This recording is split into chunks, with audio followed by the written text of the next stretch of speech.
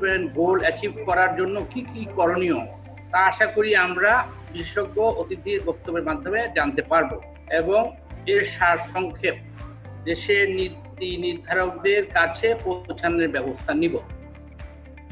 আপনারা জানেন যে বিগত প্রায় 30 বছর থেকে ঢাকা বিশ্ববিদ্যালয়, নবায়নযোগ্য শক্তি কেন্দ্র, শক্তি ইনস্টিটিউট এবং বাংলাদেশ সৌরশক্তি সমিতি এবং গ্রিনটেকের যৌথ সহযোগিতায় নবায়নযোগ্য শক্তি বিষয়ক এইরূপ সভা সমাবেশ প্রদর্শনী আয়োজিত হয়ে আসছে, যার ফলশ্রুতিতে দেশের জনগণ, প্রশাসন, রাজনীতিবিদ, এনার্জি প্রডিউসিং কোম্পানিজ, তরুণ সমাজ এবং সরকার এখন নবায়নযোগ্য শক্তির গুরুত্বের বিষয়টি অনুধাবন করতে পেরেছেন এবং নতুন নতুন ক্ষেত্রে নবায়নযোগ্য শক্তি ব্যবহার বৃদ্ধি পাচ্ছে।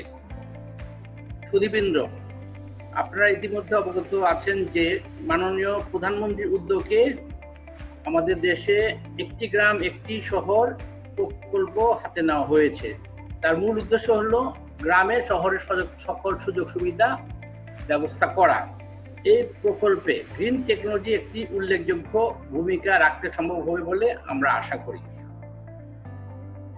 ইতিমধ্যে উপাচার্যের নেতৃত্বে ঢাকা বিশ্ববিদ্যালয়ে green campus and clean campus প্রকল্পের উদ্যোগ নেওয়া হয়েছে।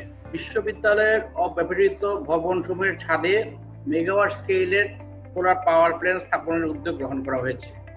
এই প্রকল্পটি স্থাপিত হলে আমাদের শিক্ষকবৃন্দ এবং ছাত্রছাত্রীবৃন্দ বাস্তব জ্ঞান লাভে সহায়ক ভূমিকা রাখবে এবং বিশ্ববিদ্যালয়ের বিদ্যুৎ সাশ্রয় হবে।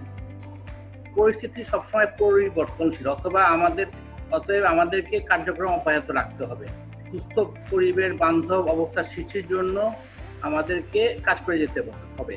আশা করি সকলে সম্মিলিতভাবে এই লক্ষ্য অর্জনে সফল হব। সংযুক্ত সকলের কাছে কৃতজ্ঞতা প্রকাশ করে বক্তব্য শেষ করছি। ধন্যবাদ।